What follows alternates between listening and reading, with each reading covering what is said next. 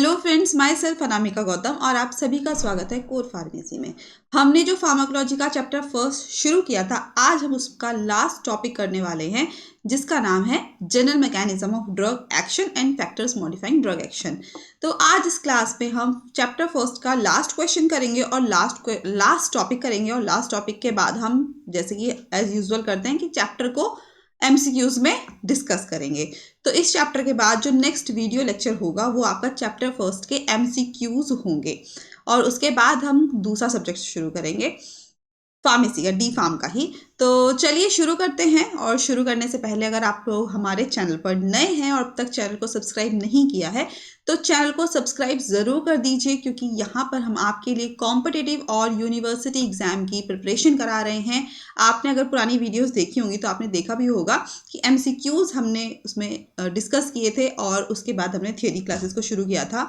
अब बहुत जल्दी लाइव क्लास में शुरू करने वाली हूँ, तो आप जुड़िएगा और बताइएगा क्लास आपको कैसी लग रही है। कमेंट सेक्शन में आप कमेंट करते रहिए आपको कौन से टॉपिक पे और क्लासेस या कौन से टॉपिक पे आपको वीडियोस चाहिए, तो मैं उस पर कोशिश करूँगी अच्छे से अच्छे प्रिपरेशन आपको देने की, नोट्स देने की।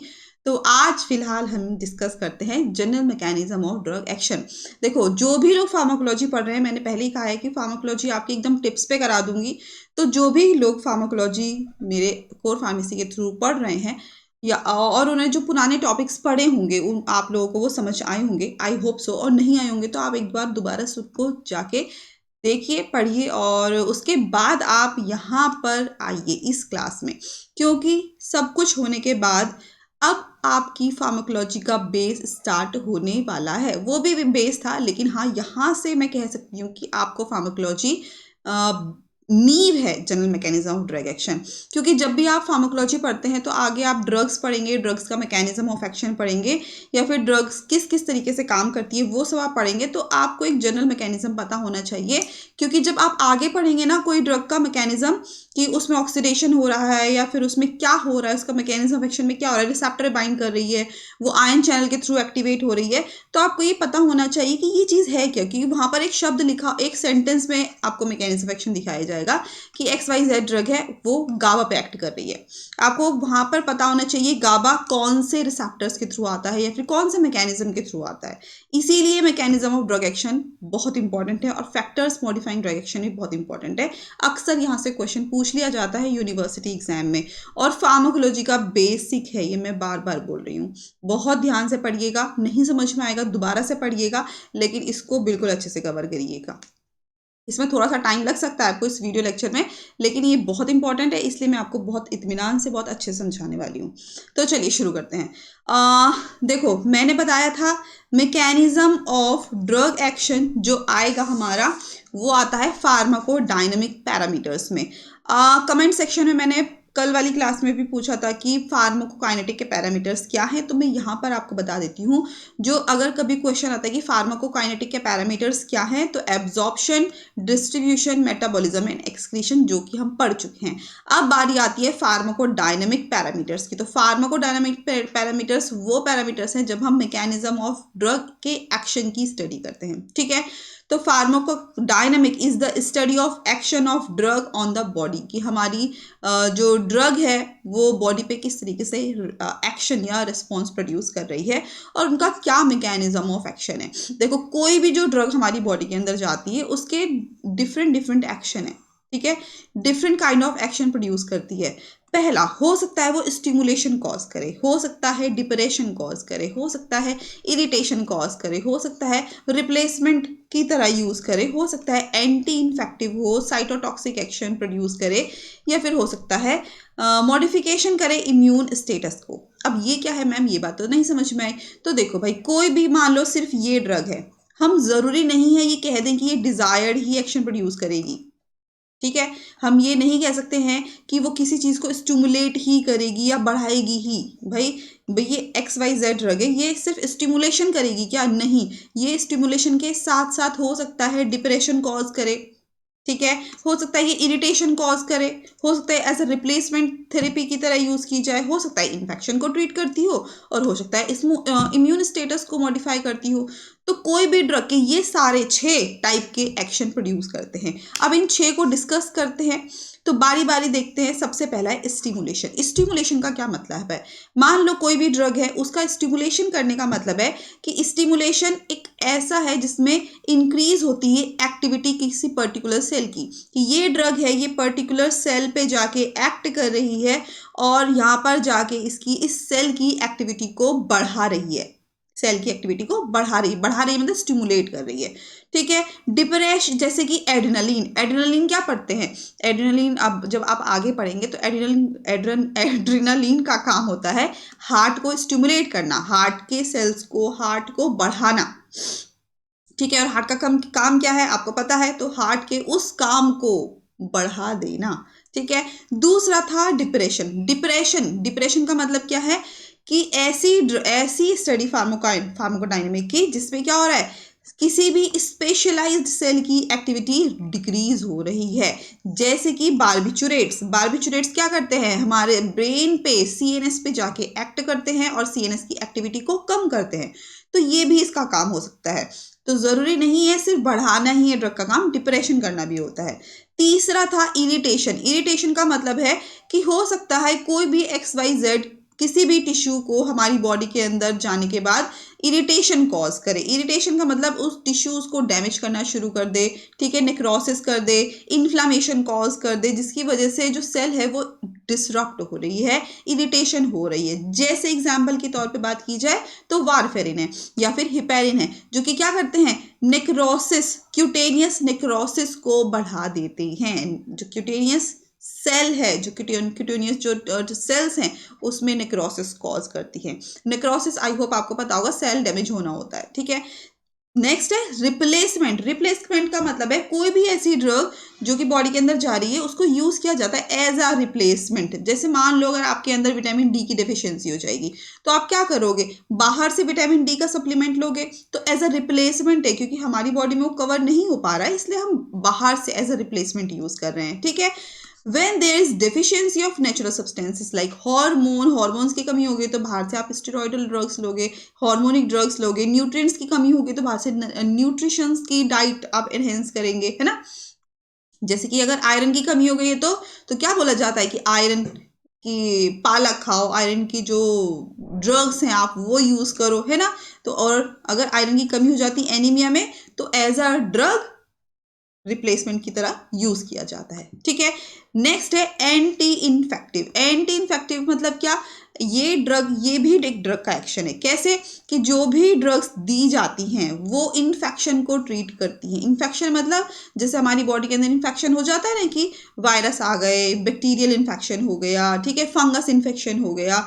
तो ऐसी ड्रग्स जो कि स्टिमुलेशन, डिप्रेशन, इरिटेशन, रिप्लेसमेंट से अलग है, वो इन्फेक्शन को ट्रीट करती हैं। जो माइक्रो ऑर्गेनिज्म या फिर जो ऐसे जर्म्स या ऐसे बैक्टीरिया, ऐसे वायरसेस जो कि हमारी बॉडी के अंदर एंटर कर चुके हैं, हमारी बॉडी को नुकसान पहुंचा रहे हैं, अब वो ड्रग क्या करेगी, उस बैक्टीरिया को, उस वायरस को, उस फंजाई को, उस ऑर्गेनिज्म को किल करेगी या डिस्ट्रॉय करेगी या फिर उसकी ग्रोथ को इनहिबिट करेगी। एक तरीके से प्रिवेंशन का काम करेगी एंटी इन्फेक्टिव ड्रग्स। ठीक है। जैसे कि एंटी कैंसर या फिर एंटीबायोटिक भी कह सकते हो, है ना। मॉडिफिकेशन ऑफ इम्यून स्टेटस मतलब ऐसी ड्रग्स या ऐसी वैक्सीन जो कि इंप्रूव करती है हमारी इम्यूनिटी को, कि इसको इस ड्रग का वैक्सीनेशन दे दो तो उसकी इम्यूनिटी बढ़ जाएगी। ठीक है। जैसे कि ग्लूकोकॉर्टिकॉइड भी क्या करते हैं, हमारे इम्यून स्टेटस को, इम्यून सिस्टम को स्ट्रॉन्ग करते हैं, मॉडिफाई करते हैं। तो ये सारा काम 1 2 3 4 5 और 6, ये 6 टाइप्स हैं किसी भी ड्रग के मैकेनिज्म ऑफ एक्शन के। ठीक है। ये बात समझ में आ गई।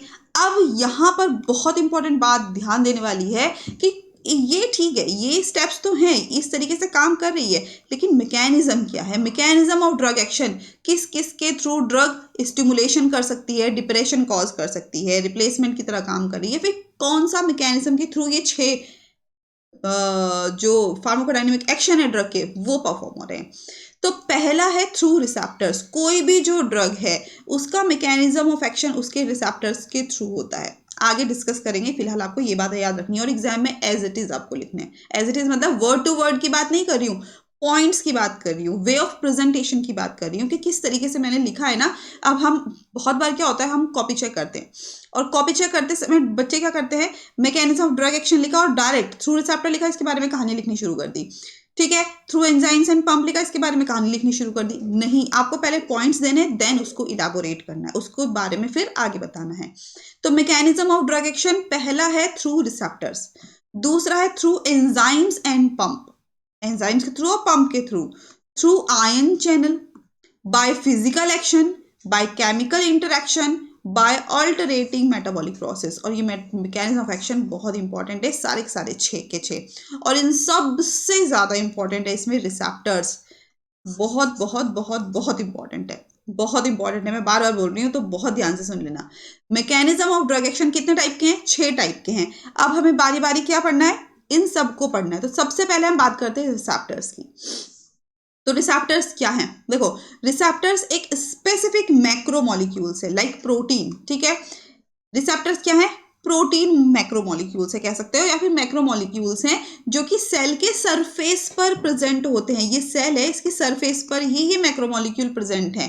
ठीक है, और जब कोई ड्रग आती है और ड्रग हमने खाई, तो वो ड्रग इन प्रोटीन्स के साथ, इन मैक्रोमोलिक्यूल्स के साथ बाइंड होती है।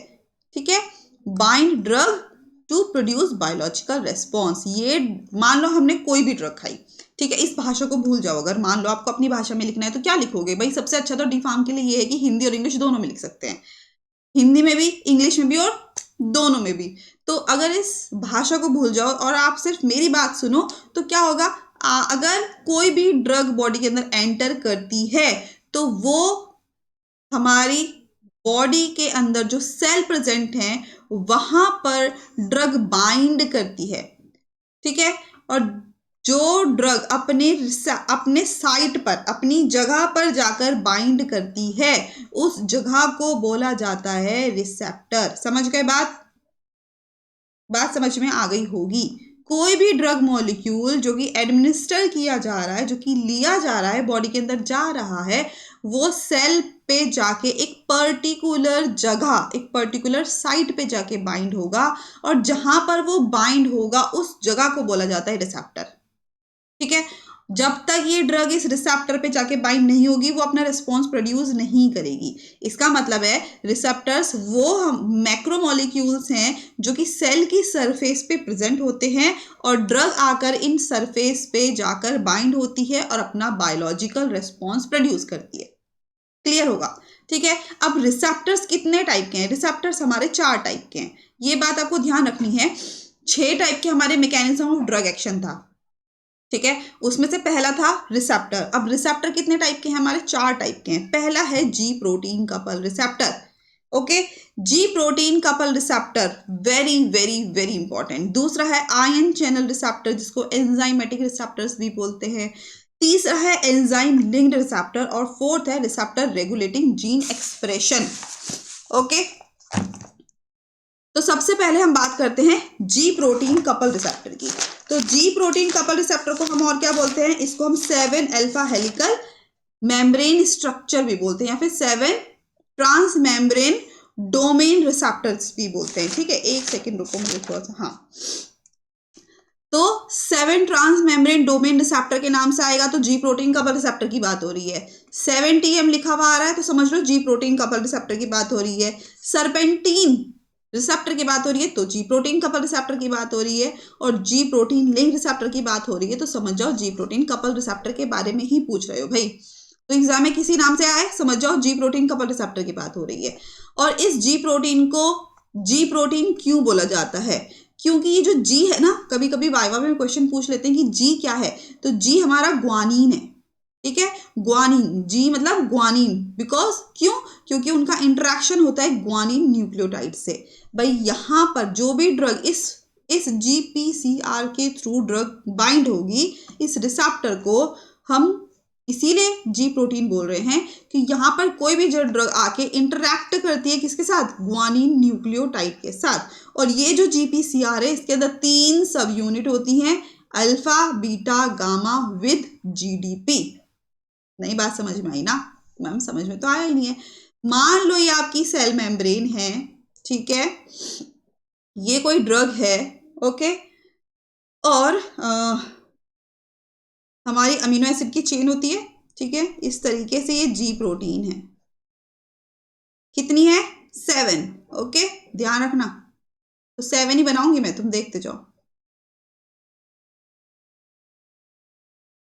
ये, ठीक है, तो मैंने क्या बोला, कितनी है, 3 सब यूनिट है, तो 3 एक्स्ट्रा सेलुलर साइट हैं और 3 इंट्रा सेलुलर साइट हैं, और इस इंट्रा सेलुलर साइट पर क्या लगे हुए हैं, इस पे लगा हुआ है अल्फा बीटा गामा, और ये अल्फा बीटा गामा किसके साथ जुड़ा हुआ है, जीडीपी, ग्वानिन डाइफॉस्फेट के साथ, ओके, बात समझ में आ गई होगी। अब जीपीसीआर के अंदर 3 मैकेनिज्म है, 3 पाथवेज हैं, बात समझ में आया, नहीं आया, एक बार दोबारा से देखते हैं। रिसेप्टर्स हैं, रिसेप्टर्स के 4 टाइप हैं, इन 4 टाइप में सबसे पहला जीपीसीआर है, इस जीपीसीआर के फिर कितने टाइप हैं, 3 टाइप हैं। अब पहला टाइप क्या है हमारा, एडिनाइलिल साइक्लेज, जिसको हम CAMP बोलते हैं, और ये बहुत इंपॉर्टेंट है क्योंकि बहुत सारी ड्रग्स आप आगे फार्माकोलॉजी में पढ़ेंगे, जो कि लिखा जाएगा, आप बुक में पढ़ेंगे या फिर कहीं भी पढ़ेंगे कि XYZ ड्रग है, वो CAMP के through drug mechanism of action perform कर रही है, या फिर CAMP को स्टिमुलेट कर रही है, या फिर CAMP को डिक्रीज कर रही है, क्या है ये CAMP, ओके। तो देखो, पहले हम डायग्राम्स के अकॉर्डिंग समझते हैं, देन उसके बाद हम इस लैंग्वेज को समझेंगे क्या है। ये मैंने जगह भी छोड़ी हुई है आपके लिए, देखो ये हमारी सेल मेम्ब्रेन है, यहाँ पर हमारे कैल्शियम चैनल प्रेजेंट होते हैं, आपको ये बनाना है, ठीक है, तो ध्यान रखना, अभी साथ साथ भी बना सकते हो। ये हमारे रिसेप्टर्स हैं, BR बाइंडिंग रिसेप्टर्स हैं, ये हमारे कैल्शियम है, और ये हमारी मेम्ब्रेन हो गई, और ये हमारा एडिनाइल साइक्लेज है, ओके। होता क्या है कोई भी ड्रग आई, XYZ ड्रग आई, ये ड्रग दिख रही है आपको, ये ड्रग आई, इस ड्रग का काम क्या है, रिसेप्टर्स पे बाइंड करना, तो ये ड्रग आती है जिसको हम क्या बोलते हैं, इसको हम बोलते हैं एगोनिस्ट, ठीक है, ड्रग को क्या बोल रहे हैं, एगोनिस्ट। ये ड्रग आती है अपने बाइंडिंग रिसेप्टर साइट पे जाके बाइंड होती है, ठीक है। अब बाइंडिंग रिसेप्टर कौन सा पढ़ रहे हैं हम, ग्वानिन, ठीक है, GPCR, तो क्या होगा, जी, जो हमारा जी है, ग्वानिन है, वो स्टिमुलेट करेगा, यहाँ पर क्या लगे हुए हैं, यहाँ ग्वानिन न्यूक्लियोटाइड्स लगे हैं, तो जैसे ही ड्रग आई बाइंडिंग रिसेप्टर के साथ बाइंड हुई, ये ग्वानिन को स्टिमुलेट करेगी, और जैसे ही ग्वानिन स्टिमुलेट होगा, ये क्या करेगा, एडिनाइलिल साइक्लेज एंजाइम को एक्टिवेट करेगा। अब आप बोल रहे हो मैम ये है कहाँ, तो ये हमारी मेम्ब्रेन, जो बायोलॉजिकल मेम्ब्रेन होती है ना, एक एक्स्ट्रा सेलुलर साइट है, ये इंट्रा सेलुलर साइट है, बस वही है ये, तो हमारी सेल के सरफेस पे ये सब चीज प्रेजेंट है, तो सेल के सरफेस पे ही ड्रग आके बाइंड हो रही है, बाइंडिंग रिसेप्टर साइट पे बाइंड हुई, GS ग्वानिन को स्टिमुलेट किया, ये ग्वानिन स्टिमुलेट करेगा किसको, एडिनाइलिल साइक्लेज एंजाइम को। अब जब ये एडिनाइलिल साइक्लेज एंजाइम एक्टिवेट होगा तो क्या होगा, तो ये बनाएगा ATP से CAMP को एक्टिवेट करेगा, ठीक है। जैसे ही ड्रग बाइंड हुई, बाइंडिंग रिसेप्टर पे ग्वानिन एक्टिवेट हुआ, ग्वानिन एक्टिवेट होने के बाद एडिनाइल साइक्लेज एंजाइम को एक्टिव करेगा, जैसे ही एक्टिव होगा तो जो ATP है वो किस में कन्वर्ट हो जाएगा, साइक्लिक एडिनोसिन मोनोफॉस्फेट में, और ये CAMP एक्टिवेट होने के बाद किसको एक्टिवेट करेगा, प्रोटीन काइनेज एंजाइम A को, प्रोटीन काइनेज A का एक्टिवेशन होगा, और जब ये प्रोटीन काइनेज A का एक्टिवेशन होगा, देन इसका फॉस्फोराइलेशन होगा, प्रोटीन काइनेज A का, जब फॉस्फोराइलेशन होगा तो ये जो सेल सरफेस पे कैल्शियम प्रेजेंट है उसको एक्टिवेट करेगा, कैल्शियम चैनल ओपन हो जाएंगे, देन कैल्शियम रिलीज होगा और कॉन्ट्रैक्शन प्रोड्यूस होगा। क्लियर है, बहुत सिंपल है। तो वही चीज लिखी है कि स्टिमुलेशन ऑफ एडिनाइल साइक्लेज, जब हमारा एडिनाइल साइक्लेज एंजाइम एक्टिवेट होगा तो इसका रिजल्ट में क्या आएगा, फॉर्मेशन होगी किसकी, साइक्लिक एडिनोसिन मोनोफॉस्फेट की, कहां पर, सेल के अंदर, ये सब सेल के अंदर हो रहा है ना, और ये CAMP क्या करेगा, प्रोटीन काइनेज को एक्टिवेट करेगा, यहाँ पर बाइंड होगा, देन इसका फॉस्फोराइलेशन होगा, बहुत सारे प्रोटीन्स का रेगुलेशन होगा और सेल अपना फंक्शन करेगा। आप हमेशा ये बात ध्यान रखेंगे कि जब भी कैल्शियम एक्टिवेट होगा, कैल्शियम चैनल ओपन होंगे, कैल्शियम रिलीज होगा, देन कॉन्ट्रैक्शन होगा। ठीक है, तो एडिनाइलिल साइक्लेज एंजाइम एक्टिवेट होने से क्या होगा, सेल अपना कॉन्ट्रैक्शन परफॉर्म करेगा। या फिर क्योंकि प्रोटीन काइनेज एक इसको एक्टिवेट कर रहा है, कैल्शियम चैनल को, और ये रेस्पॉन्स प्रोड्यूस करेगा कॉन्ट्रैक्शन। ठीक है, मे भी हो सकता है रिलैक्सेशन, लिपोलाइसिस या और हार्मोन सिंथेसिस। क्लियर है? ओके, पिक्चर मैं आपको टेलीग्राम पे सेंड कर दूंगी, आप टेलीग्राम से इसकी पिक्चर ड्रॉ कर लेना और यहाँ उसको अपने नोट्स में ऐड कर लेना। ओके, दूसरा मतलब क्या, जो हमारे जीपीसीआर थे ना, जीपीसीआर के 3 थे, एडिनाइलिल साइक्लेज, फॉस्फोलाइपेज और चैनल रेगुलेशन। पहला था हमारा एडिनाइलिल साइक्लेज जो कि अभी देखा, उसके बाद है फॉस्फोलाइपेज सी। तो फॉस्फोलाइपेज सी क्या है, देखो तो फॉस्फोलाइपेज सी में सेम प्रोसेस है। सेम प्रोसेस कैसे, ये हमारी सेल मेम्ब्रेन है, ये हमारे कैल्शियम चैनल लगे हुए हैं। ओके, ये सेल मेम्ब्रेन के यहाँ पर हमारे रिसेप्टर्स लगे हुए हैं, बाइंडिंग रिसेप्टर्स। यहाँ पर हमारे ग्वानिन न्यूक्लियोटाइड्स लगे हैं। यहाँ पर हमारे पीएलसी एंजाइम लगे हैं और PIP2 लगे हुए हैं। ठीक है, अब पहले पढ़ लेते हैं फिर ड्रॉ कर लेना। देखो, इसको बोलते हैं हम एक्टिवेशन ऑफ फॉस्फोलाइपेज। जब फॉस्फोलाइपेज एक्टिवेट होगा तो इसका रिजल्ट में क्या होगा, फॉर्मेशन होगा IP3 और डैग का।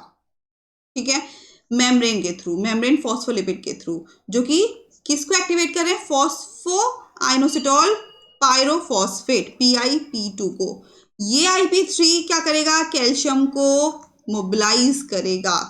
ठीक है, और जो हमारा DAG है वो डायरेक्ट कैल्शियम को एक्टिवेट करेगा, जिसकी वजह से सिक्रीशन होगा, कॉन्ट्रैक्शन होगा, हाइपरपोलराइजेशन होगा, मेटाबॉलिज्म होगा। बात समझ में आई? नहीं आई तो ठीक है, हम समझ लेते हैं। देखो, ये हमारी सेल मेम्ब्रेन है, ये हमारा बाहर वाला पार्ट है, सेल मेम्ब्रेन के आउटर पार्ट है, एक्स्ट्रा सेलुलर साइट है, और ये हमारी इंट्रासेलुलर साइट है। ओके, अब कोई भी रिसेप्टर पे क्या बाइंड करता है, ड्रग बाइंड करती है। ड्रग को हम क्या बोलते हैं, एगोनिस्ट बोलते हैं। ड्रग को हम और क्या बोलते हैं, एगोनिस्ट बोलते हैं। ये एगोनिस्ट आया, अपनी बाइंडिंग रिसेप्टर साइट पे बाइंड हुआ, किसको एक्टिवेट करेगा, ग्वानिन को। ठीक है, ग्वानिन को एक्टिवेट करेगा। ये ग्वानिन किसको किसको किसको सिग्नल देगा, PLC फॉस्फोलाइपेज सी को सिग्नल देगा। ये फॉस्फोलाइपेज सी का देन क्या होगा, हाइड्रोलाइसिस होगा। हाइड्रोलिसिस होगा और हाइड्रोलिसिस होने के बाद ये क्या करेगा, PIP2 फॉर्म करेगा। PIP2 मतलब फॉस्फोटिडाइल आइनोसिटोल 4,5 बिस फॉस्फेट बोला जाता है PIP2 को। ये PIP2 देन क्या करेगा, PIP2 किस में कन्वर्ट हो रहा है, IP3 और डैग में। ये PIP2 किस में बनाएगा, IP3 और डैग बनाएगा। ठीक है, IP3 तो डायरेक्ट क्या करेगा, कैल्शियम को स्टिमुलेट करेगा, कैल्शियम रिलीज होगा, देन कॉन्ट्रैक्शन प्रोड्यूस करेगा, मेटाबॉलिज्म होगा, हाइपरपोलराइजेशन होगा, सिक्रीशंस होंगे। लेकिन जो डैग है, ठीक है, IP3 का जो हमारा IP3 है, ठीक है एक सेकेंड,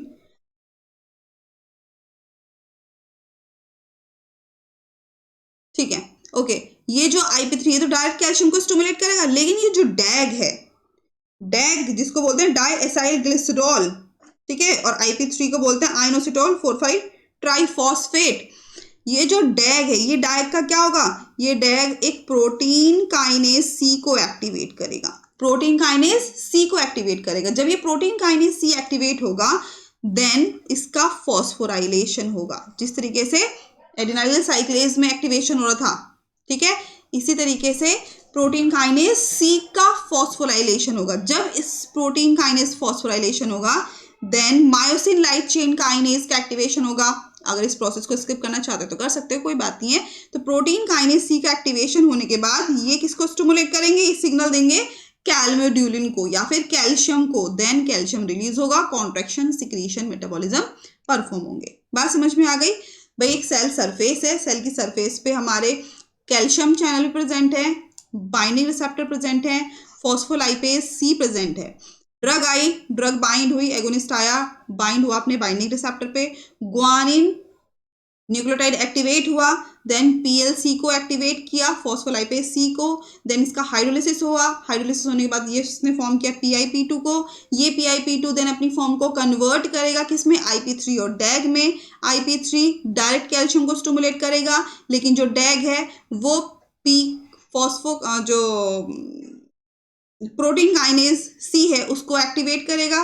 प्रोटीन काइनेज सी एक्टिवेशन के बाद इसका फॉस्फोराइलेशन होगा, फॉस्फोराइलेशन के बाद ये कैल्शियम को स्टिमुलेट करेंगे, जिसकी वजह से metabolism, secretion, hyperpolarization, contraction produce होगा। ठीक है, आई होप आपको समझ आया होगा, नहीं आया तो दोबारा से सुन लेना। अब तीसरा टाइप क्या है, ion channel regulation. Ion channel regulation में क्या हो रहा है, जी प्रोटीन एक्टिवेट हो रहे हैं डायरेक्टली विदा किसी हेल्प के, बिना किसी सेकेंड मैसेंजर के हेल्प के। ये जो एडिनाइलिल साइक्लेज एंजाइम है, ये जो फॉस्फोलाइपेज सी या आईपी3 डैग पाथवे, ये सेकेंड मैसेंजर है। ओके, ये क्या है, सेकेंड मैसेंजर है। तो बिना इनकी एक्टिवेशन किए हुए डायरेक्ट जी प्रोटीन एक्टिवेट करेगा आयंस को, ठीक है, या फिर सिग्नल्स को कन्वे करेगा, जिसकी वजह से जो चैनल है वो ओपन होंगे या क्लोज होंगे। रिजल्ट में डिपोलराइजेशन होगा या फिर हाइपरपोलराइजेशन होगा। अभी आपको लग रहा होगा कि नहीं समझ में आ रहा है, तो कोई बात नहीं है, हम इसको और क्लियर कर देते हैं। ये सेल मेम्ब्रेन थी, ये एक्स्ट्रा सेलुलर साइट है, ये इंट्रा सेलुलर साइट है। यहाँ पर क्या लगे हुए थे, याद करो, यहाँ पे कैल्शियम चैनल लगे हुए थे। इसी तरीके से हर मेम्ब्रेन में कैल्शियम के साथ साथ पोटेशियम चैनल, सोडियम चैनल या आयन चैनल प्रेजेंट होते हैं। तो जब भी कोई ड्रग इस आयन चैनल रेगुलेशन में क्या हो रहा है, फॉस्फोलाइपेज सी या फिर एडिनाइलिल साइक्लेज का कोई रोल नहीं है। यहाँ पे डायरेक्ट ड्रग आती है, इन चैनल्स को एक्टिवेट करती है। एक्टिवेट मतलब बिना सेकंड मैसेंजर के इनको सिग्नल देती है, चैनल्स को सिग्नल देती है कि ओपन होना है सिग्नल को या फिर बंद होना है। भाई मान लो कैल्शियम को सिग्नल मिला कि कैल्शियम अपना चैनल खोल दो, तो चैनल खुल जाएगा, ओपन हो जाएगा और कैल्शियम जो अंदर हुआ है वो रिलीज करेगा। ठीक है, इसी तरीके से अगर मान लो यहाँ पर पोटेशियम होता और ड्रग पोटेशियम को जाके डायरेक्ट ओपन करने के लिए सिग्नल देती, तो पोटेशियम चैनल ओपन हो जाता। अगर क्लोज का सिग्नल मिलता तो क्लोज हो जाता। जिस टाइप की ड्रग है, जो भी उसका मैकेनिज्म ऑफ एक्शन है, उसी तरीके के आयन चैनल ओपन होते हैं, जिसकी वजह से डिपोलराइजेशन, हाइपरपोलराइजेशन, रीपोलराइजेशन हो रहा है। ओके, ठीक है। अब ये तो बात हो गई पहला टाइप, कौन सा, देखो पहला रिसेप्टर्स कौन सा आपने कंप्लीट किया है, अभी जी प्रोटीन किया है। तो जी प्रोटीन कंप्लीट होने के बाद अब बारी आती है आयन चैनल रिसेप्टर की। तो आयन चैनल रिसेप्टर जिसको हम क्या बोल रहे हैं, एंजाइमेटिक रिसेप्टर बोल रहे हैं। इनको और क्या बोलते हैं, इनको लाइगेंड गेटेड आयन चैनल बोलते हैं। ये अपने आप काम नहीं करते हैं, ligand can not work itself, ये ट्रांसपोर्ट नहीं करते हैं खुद ब खुद, इनको हेल्प की जरूरत होती है। किसकी, वो हम देखते हैं। तो ये जो आयन चैनल्स रिसेप्टर्स हैं या फिर एंजाइमेटिक रिसेप्टर्स हैं, ये फास्टेस्ट एक्टिंग रिसेप्टर्स हैं, जो कि हमारे सेल की सरफेस पे पाए जाते हैं, क्योंकि रिसेप्टर्स हैं, सेल की सरफेस पे मिलेंगे। जब भी कोई एगोनिस्ट इन आयन चैनल पे बाइंड होता है, तो चैनल या तो ओपन हो जाते हैं या फिर क्लोज हो जाते हैं। चैनल ओपन होंगे तो सोडियम, पोटेशियम, कैल्शियम क्लोराइड जो चैनल है वो ओपन होंगे या क्लोज होंगे, जिसकी वजह से डिपोलराइजेशन होगा, हाइपरपोलराइजेशन होगा टिश्यूज का। ठीक है, लाइगेंड्स कैन बाइंड, जो लाइगेंड्स हैं वो बाइंड करते हैं एक्स्ट्रा सेलुलरली।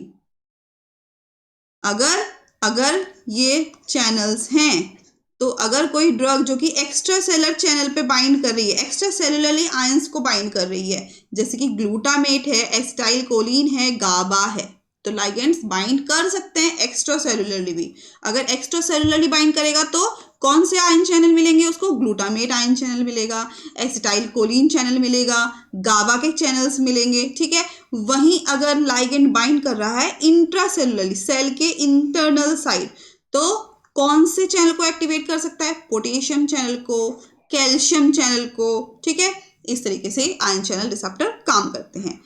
नेक्स्ट है हमारा enzyme linked receptor. Enzyme linked receptor मतलब देखो, एगोनिस्ट जब आता है एक्स्ट्रा सेलुलरी डोमेन्स पे बाइंड करता है, तो क्या बनाता है, डाइमर्स बनाता है, डाइमराइजेशन होता है।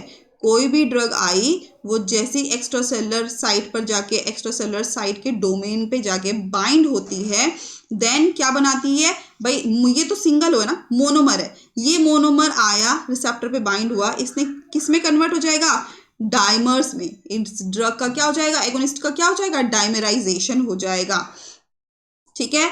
और ये स्टिमुलेट करेगा टायरोसिन काइनेज को या फिर काइनेज रिसेप्टर को, जिसकी वजह से अब क्या होगा, जो इंट्रासेलुलर साइट है वहां पर इसके जो सिग्नलिंग पाथवेज हैं वो एक्टिवेट होंगे, ठीक है।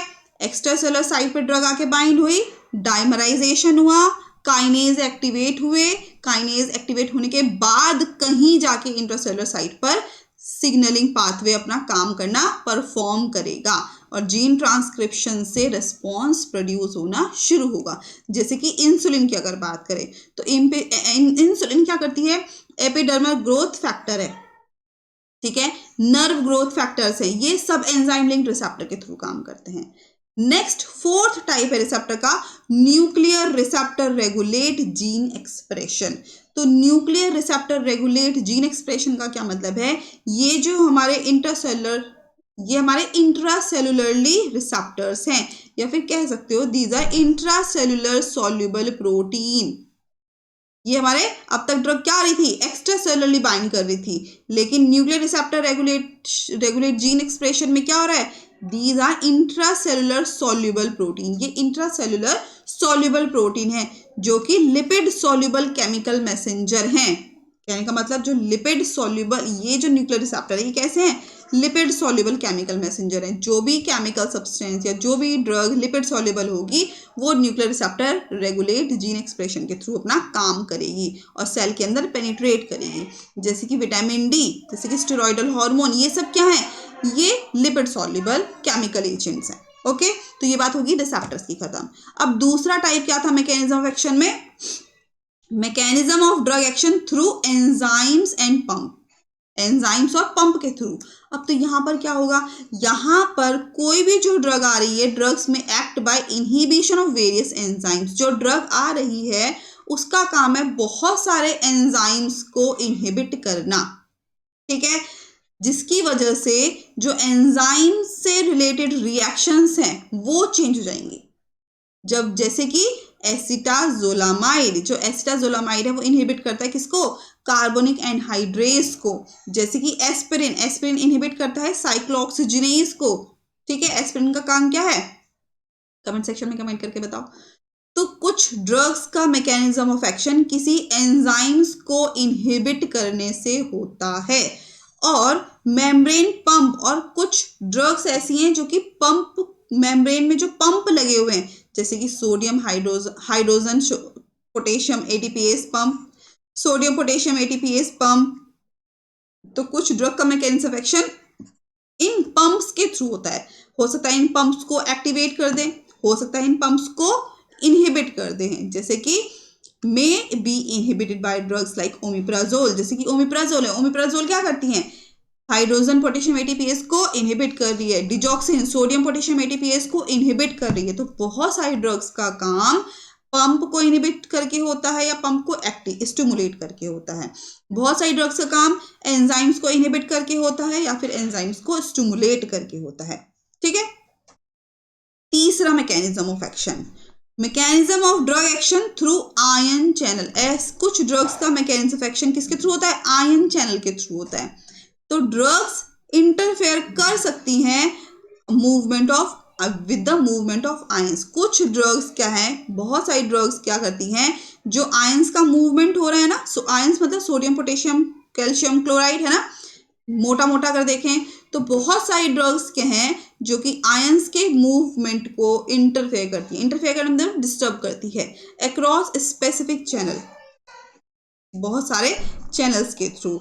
जैसे जो कैल्शियम चैनल ब्लॉकर्स हैं, अगर आप कैल्शियम चैनल ब्लॉकर्स दे रहे हैं, डिल्टियाज में विरापामिल है, तो अगर ये कैल्शियम चैनल ड्रग्स क्या करती हैं, कैल्शियम चैनल को बाइंड करती हैं और कैल्शियम चैनल को इंटरप्ट करती हैं, डिस्टर्ब करती हैं और इस चैनल को ब्लॉक करती हैं।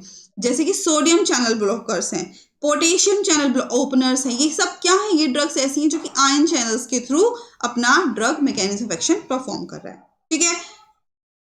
ओके, नेक्स्ट है बाय फिजिकल एक्शन। कुछ ड्रग्स ऐसी हैं जो कि अपने फिजिकल एक्शन के थ्रू अपना काम करती हैं, जैसे कि एड्सॉर्प्शन। एग्जाम्पल की बात करें, अगर किसी को पॉइजनिंग हो जाती है तो एक्टिवेटेड चारकोल दिया जाता है। क्यों? क्योंकि एक्टिवेटेड चारकोल क्या करता है, वो जो पॉइजन है उस एक्टिवेटेड चारकोल की सरफेस पर जाकर बाइंड हो जाता है। मास ऑफ ड्रग जैसे कि बल्क लेक्सेटिव्स लाइक साइलियम है, ब्रान है, ऑस्मोटिक परगेटिव्स हैं जैसे कि मैग्नीशियम सल्फेट है, रेडियो एक्टिविटी है जैसे कि आयोडीन 131 है। ये सब ड्रग्स अपने फिजिकल एक्शन की बदौलत ही अपना मैकेनिज्म ऑफ एक्शन परफॉर्म कर रही है। ठीक है। बाय केमिकल इंटरेक्शन, कुछ ड्रग्स ऐसी हैं जो कि केमिकल इंटरेक्शन से काम करती हैं, जैसे कि drug act by chemical reaction, जैसे कि एंटासिड्स हैं। एंटासिड्स क्या करती हैं कि हमारे बॉडी के अंदर जो केमिकल प्रेजेंट है उसको डिस्टर्ब करती है ना, उसको न्यूट्रलाइज करती है। तो न्यूट्रलाइज करती है गैस्ट्रिक एसिड को। वहीं अगर ऑक्सीडाइजिंग एजेंट की बात की जाए तो उसमें क्या आता है, पोटेशियम परमैंगनेट जो कि ऑक्सीडाइजिंग एजेंट है ना। तो ऐसी ड्रग्स जो कि केमिकल इंटरेक्शन पे अपना काम करती हैं। नेक्स्ट है बाय ऑल्टरिंग मेटाबॉलिक प्रोसेस। कुछ ड्रग्स ऐसी हैं जो कि मेटाबॉलिक प्रोसेस को चेंज करती है, जैसे कि एंटी माइक्रोबियल्स। तो एंटी माइक्रोबियल्स क्या करती है, मेटाबॉलिक पाथवे को, जो माइक्रो ऑर्गेनिज्म के अंदर मेटाबॉलिक पाथवे चल रहा है, भाई मान लो कोई कोई कोई कोई कोई माइक्रो ऑर्गेनिज्म है जो कि हमारी बॉडी के अंदर एंटर कर चुका है। अब वो माइक्रो ऑर्गेनिज्म अपनी ग्रोथ को बढ़ा रहा है तो उसका मेटाबॉलिक पाथवे बढ़ रहा है ना। अब आपने कोई XYZ ड्रग ली, ये XYZ ड्रग क्या करेगी, ये XYZ ड्रग, भाई मान लो ये XYZ ड्रग है, ये ड्रग है जो कि आप ले रहे हैं। अब ये ड्रग क्या करेगी, जो भी माइक्रो ऑर्गेनिज्म के मेटाबॉलिक पाथवे हैं जिसकी वजह से अपनी ग्रोथ को वो बढ़ा रहा है, वो ग्रोथ अब डिस्टर्ब हो जाएगी। किसके थ्रू, मेटाबॉलिक प्रोसेस ऑल्टरिंग के थ्रू। जैसे कि सल्फोनामाइड है, सल्फोनामाइड क्या करती है, इंटरफेयर करती है फॉलिक एसिड सिंथेसिस को। जो माइक्रो ऑर्गेनिज्म की फॉलिक एसिड सिंथेसिस हो रही है, जिससे DNA प्रोटीन सिंथेसिस हो रही है, उसको इनहिबिट कर रही है सल्फोनामाइड। ओके। नेक्स्ट है हमारा फैक्टर्स मॉडिफाइंग ड्रग एक्शन। कुछ ऐसे फैक्टर्स हैं, वो तो बात हो गई हमारी मैकेनिज्म ऑफ ड्रग एक्शन की। अब कुछ फैक्टर्स हैं कि जो मैकेनिज्म ऑफ ड्रग एक्शन को मॉडिफाई कर सकते हैं, जैसे कि बॉडी वेट है, एज है, सेक्स है, जेनेटिक फैक्टर्स हैं, routes and time of drug administration है, पैथोलॉजिकल स्टेट है, टॉलरेंस है, ड्रग इंटरेक्शन है, इन्वायरमेंटल फैक्टर्स हैं, डाइट एंड न्यूट्रिशन है, रिपीटेड डोज है या फिर एक्यूमुलेशन है। अब आप बोल रहे हैं मैम इतना सारा क्या, जी हाँ इतना सारा, पर इतना सा है ये। फैक्टर्स मॉडिफाइंग ड्रग एक्शन का मतलब है कुछ ऐसे फैक्टर्स हैं जो कि ड्रग के एक्शन को ऑल्टर कर सकते हैं, चेंज कर सकते हैं, बढ़ा भी सकते हैं, कम भी कर सकते हैं। कैसे, देखो बॉडी वेट अक्सर में क्या बोला जाता है कि ठीक है बॉडी वेट के अकॉर्डिंग कभी इंडिया में तो खास तौर पे नहीं हो रहा है ऐसा कि जो ड्रग्स की जो डोज है वो डिपेंड करती है बॉडी वेट पे या फिर बॉडी के सरफेस एरिया पे। कितना बॉडी वेट है, 40 है, 50 है, 60 है, 80 है, 100 है। भाई मान लो किसी की एज 15 साल है और उसका वेट 100 है, तो उसका बॉडी का सरफेस एरिया बढ़ गया, तो हो सकता है उसको लार्जर डोज की जरूरत पड़े, है ना। लेकिन ऐसा नहीं करते हैं। तो बॉडी वेट के अकॉर्डिंग अगर हम देखें तो ड्रग की जो डोज है वो डिपेंड करती है बॉडी का वेट पे और बॉडी के सरफेस एरिया पे, कितना सरफेस एरिया है। बहुत सारे लोगों का लार्ज सरफेस एरिया होता है, बहुत हैवी होते हैं, वो बहुत हेल्दी होते हैं, तो उनको लार्ज डोज की ज़रूरत पड़ेगी। वहीं अगर कोई पतला दुबला सा है, हल्का फुल्का है, तो उसको स्मॉलर डोज की ज़रूरत पड़ेगी। लेकिन हम ऐसा करते नहीं है, एक नॉर्मल डोज लिख दिए कि भाई इतनी आपको डोज लेनी है, लगभग 500 mg 650, तो हम उतनी ले रहे हैं। लेकिन आपको कैलकुलेशन करनी आनी चाहिए कि हमारे बॉडी के अकॉर्डिंग हमें कितनी डोज लेनी है। तो उसके लिए फॉर्मूला है dose equals to body weight kg में, क्योंकि हम केजी में होते हैं, एवरेज एडल्ट डोज कितनी एवरेज होनी चाहिए और डिवाइड बाय 70। ठीक है, इस डोज के फॉर्मूले से आप अपने वेट की डोज बना सकते हैं। अगर आपका वेट 70 है तो 70 किलो वेट और एवरेज एडल्ट डोज कितनी होनी चाहिए, वो अपॉन 70। ध्यान रखना, ये फॉर्मूला बहुत बार पूछ लिया जाता है। अच्छा, कमेंट सेक्शन में मुझे ये बताओ कि आपकी डोज कितनी है। कमेंट सेक्शन में मुझे जरूर बताना, कैलकुलेट करके बॉडी वेट के अकॉर्डिंग आपकी कितनी डोज है। ओके, अकॉर्डिंग टू एज, भाई देखो एडल्ट की डोज अलग होती है, बुजुर्ग की डोज अलग होती है, बच्चे की अलग होती है। क्यों? क्योंकि जो फार्माकोकाइनेटिक पैरामीटर है हर ड्रग का वो चेंज होता है अकॉर्डिंग टू देयर एज। जब नए बच्चे होते हैं उनके ऑर्गन्स, उनके लीवर इतना डेवलप नहीं हो चुके होते हैं कि वो ड्रग को अच्छे से मेटाबोलाइज कर पाए, तो इसलिए उनके अंदर क्या हो सकती है, टॉक्सिसिटी हो सकती है। तो टॉक्सिसिटी को रिमूव करने के लिए उनकी एज के अकॉर्डिंग ड्रग को डोज को बनाया गया है।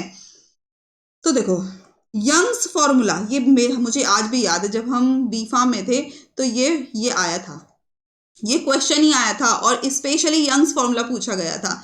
तो यंग्स फॉर्मूला क्या, एक फॉर्मूला है जो हम चाइल्ड की डोज को कैलकुलेट करते हैं कि भाई मान लो आपके घर में कोई छोटा बच्चा है और आपके पास कोई एक एडल्ट डोज की ड्रग रखी हुई है जो कि एडल्ट डोज है, तो आपको कैलकुलेट करना है कि उस बच्चे को कितनी देनी है।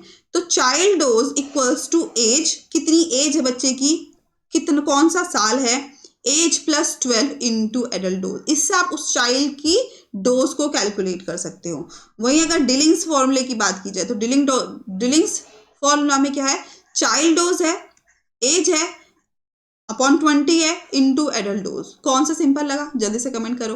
तो मुझे डिलिंग्स फॉर्मूला लगा, तो डिलिंग्स फॉर्मूला सबसे सिंपल है, as upon 20 into adult dose. इससे आप एक बच्चे की डोज को कैलकुलेट कर सकते हो। तो ये भी एक फैक्टर है जिससे ड्रग के एक्शन चेंज हो जाते हैं, ऑल्टर हो जाते हैं।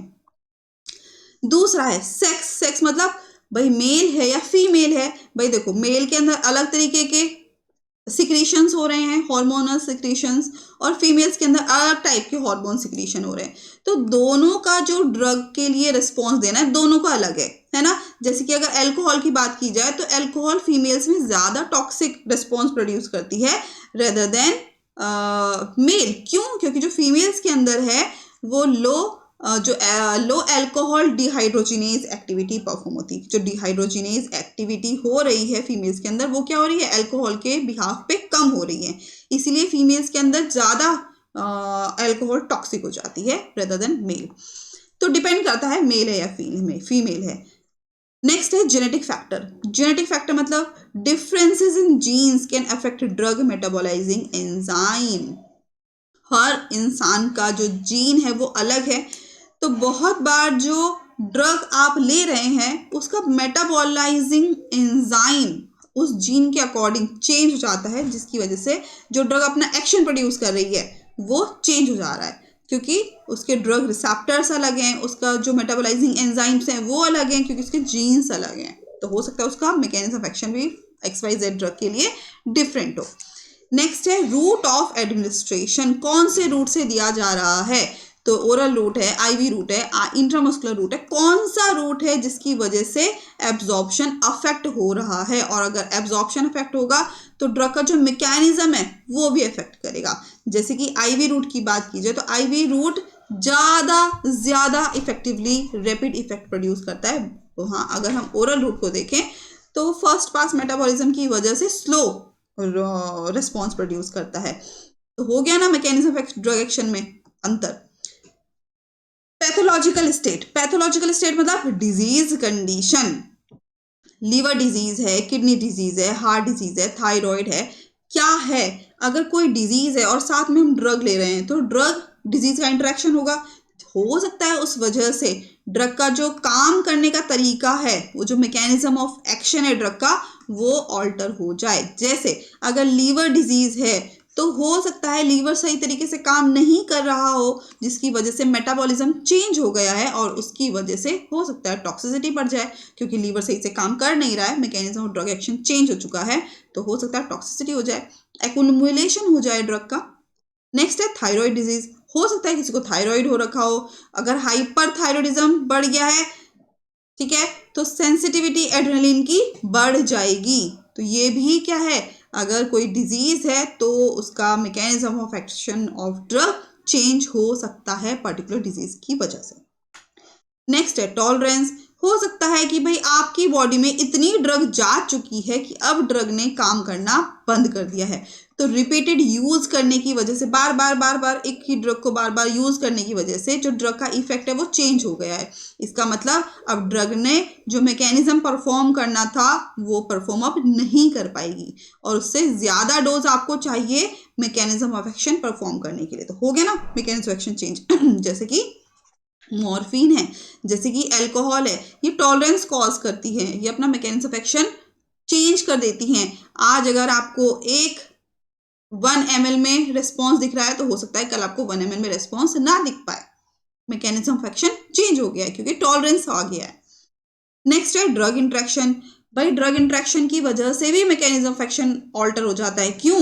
देखो भाई, अगर मान लो 2 या 2 से ज्यादा ड्रग आप ले रहे हो या फिर किसी भी ड्रग के साथ आप कोई ड्रग ले रहे हो जो कि एक साथ आप ले रहे हो, तो हो सकता है एक दूसरे के इफेक्ट को, एक दूसरे के मैकेनिज्म को वो ऑल्टर कर दें। भाई मान लो जैसे कि आप एस्प्रिन के साथ वारफेरिन ले रहे हो, मान लो, तो ये हो सकता है आपकी बॉडी के अंदर ब्लीडिंग इंक्रीज कर दे। तो हो गया ना mechanism of action change. Aspirin का काम था क्या करना? एज अ पेन किलर, ठीक है, एनाल्जेसिक। वारफेरिन का काम था ब्लड क्लॉटिंग को तोड़ना, है ना। तो अब क्या होगा, दोनों के दोनों मिलकर एक सिनर्जिस्टिक इफेक्ट प्रोड्यूस कर रहे हैं जिसकी वजह से ब्लीडिंग बढ़ रही है। तो इंडिविजुअल के मैकेनिज्म ऑफ एक्शन मिलकर दोनों के दोनों अब ज्यादा मैकेनिज्म ऑफ एक्शन प्रोड्यूस कर रहे हैं, सिनर्जिस्टिक इफेक्ट प्रोड्यूस कर रहे हैं। टेट्रासाइक्लिन प्लस मिल्क, भाई टेट्रासाइक्लिन और मिल्क को एक साथ नहीं लिया जाता। क्यों? क्योंकि ये एक दूसरे के लिए बने ही नहीं है। डिक्रीज करता है एब्जॉर्प्शन को। अगर टेट्रासाइक्लिन को मिल्क के साथ लिया जाए तो मिल्क टेट्रासाइक्लिन के मैकेनिज्म ऑफ एक्शन को परफॉर्म होने से डिले करता है। क्यों? क्योंकि मिल्क टेट्रासाइक्लिन का एब्जॉर्प्शन नहीं होने देगा। एब्जॉर्प्शन नहीं होगा तो मैकेनिज्म ऑफ एक्शन परफॉर्म ही नहीं होगा। इन्वायरमेंटल फैक्टर, इन्वायरमेंटल फैक्टर जैसे किस टेम्परेचर में आप रह रहे हो, कैसी लाइट में आप रह रहे हो, हाई एल्टीट्यूड पे हो, लो एल्टीट्यूड पे हो, तो जिस जिस इन्वायरमेंट में आप रह रहे हो उसी तरीके से ड्रग अपना रिस्पॉन्स प्रोड्यूस करती है। जैसे कि अल्कोहल है, अल्कोहल वेसोडाइलेशन कॉज करती है। अगर कोल्ड इन्वायरमेंट में, अगर बहुत सर्दी वाले इन्वायरमेंट में है और अल्कोहल ली जाए तो वेसोडाइलेशन कॉज होगा। वहीं अगर डाइट एंड न्यूट्रिशन की बात की जाए तो जैसे फूड है, फूड क्या करता है, ड्रग के एब्जॉर्प्शन मेटाबॉलिज्म को चेंज करेगा। भाई जब एब्जॉर्प्शन चेंज हो गया, जब मेटाबॉलिज्म चेंज हो गया तो ड्रग का मैकेनिज्म ऑफ एक्शन भी चेंज हो गया ना। तो जैसे कि फैटी मील्स हैं, अगर बहुत ज्यादा फैटी मील्स, बहुत ज्यादा ऐसे तेल घी मसाले वाली चीजें आप खा रहे हो तो कुछ ड्रग का मैकेनिज्म ऑफ एक्शन, कुछ ड्रग का एब्जॉर्प्शन डिले हो जाता है। जैसे कि ग्रेप फ्रूट, अगर ग्रेप फ्रूट जूस की बात की जाए तो बहुत सारी ड्रग्स के मेटाबॉलिज्म को इनहिबिट करता है। कहने का मतलब बहुत सारी ड्रग्स के मैकेनिज्म ऑफ एक्शन को डिले करता है। रिपीटेड डोज या फिर एक्यूमुलेशन की अगर हम बात करें, है ना, तो कंटिन्यूअस यूज करते हैं अगर हम किसी भी ड्रग को, तो उसकी वजह से हमारे ड्रग के अंदर एक्यूमुलेशन स्टार्ट होता है। एक्यूमुलेशन मतलब वो जमना शुरू हो जाती है। तो जो रिस्पॉन्स आना चाहिए अब वो रिस्पॉन्स नहीं आ पाता है हमारी बॉडी के अंदर और मैकेनिज्म ऑफ एक्शन ऑल्टर हो जाता है। जैसे डिजिटेलिस, ये डिजिटेलिस क्या करती है, एक्यूमुलेट हो जाती है, जमने लगती है हमारी बॉडी के अंदर, टॉक्सिसिटी कॉज करती है, ठीक है। और जिसकी अगर इसकी डोज को एडजस्ट ना किया जाए, बहुत बार आप जब डॉक्टर के पास जाते हो तो बोलते हो कि भाई पहले दिन तो आपको 5 mg लेनी है लेकिन दूसरे तीसरे दिन आपको कम कर लेनी है 1 mg पे, धीरे धीरे इसको कम करना है। क्यों? वो इसीलिए आ रहा है क्योंकि ताकि एक्यूमुलेशन ना हो जाए, रिपीटेड डोज ना हो जाए, क्योंकि ड्रग अपना मैकेनिज्म एक्शन परफॉर्म ही नहीं कर पाएगी एक्यूमुलेशन की वजह से, टॉक्सिसिटी बढ़ जाएगी, ठीक है। तो ये 11 फैक्टर्स थे जो कि मैकेनिज्म ऑफ ड्रग एक्शन को अफेक्ट कर सकते हैं। आई होप आपको ये समझ आया होगा। Receptors are very very important, please go through होइए, उससे बुक से पढ़िए, कोर फार्मेसी से पढ़िए, कहीं से भी पढ़िए, लेकिन रिसेप्टर्स पढ़िए। आई होप आपको ये जो चैप्टर है, ये चैप्टर फर्स्ट समझ आया होगा। आज की ये क्लास समझ में आई होगी। अगर आपको ये क्लास समझ नहीं आई है, इसको दोबारा से देखिए, दोबारा समझने की कोशिश कीजिए, लेकिन ये चैप्टर समझिए। इस चैप्टर का ये टॉपिक बहुत इंपॉर्टेंट है। हमारे चैनल को लाइक शेयर सब्सक्राइब करते रहिए। कोर फार्मेसी के यूट्यूब चैनल को सब्सक्राइब कीजिए। टेलीग्राम, इंस्टा और फेसबुक को भी आप ज्वाइन कर लीजिए, लिंक मैंने डिस्क्रिप्शन में ऐड कर दी है। नेक्स्ट टाइम इस चैप्टर फर्स्ट के एमसीक्यूज के साथ हम प्रेजेंट होंगे। तब तक के लिए टेक केयर, बाय बाय।